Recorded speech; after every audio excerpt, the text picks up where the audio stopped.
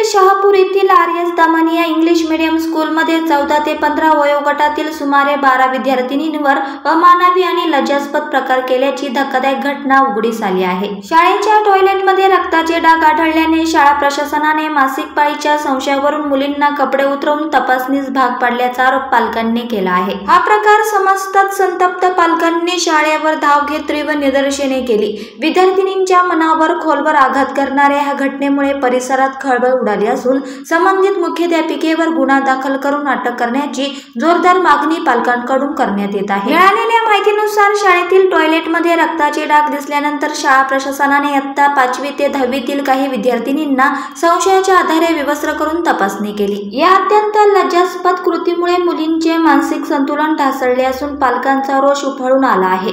शाळा ही शिकवण्याची जागा असावी, परंतु इथे मुलींना लज्जास्पद अवस्थेत आणलं गेलं, अशी संतप्त प्रतिक्रिया एका पालकांनी दिली। या घटनेवर शिक्षण विभागाने तातडीने दखल घेण्याची गरज असून संबंधित प्रशासन व मुख्याध्यापिकेवर कठोर कारवाई करण्यात यावी, अशी पालकांची मागणी आहे।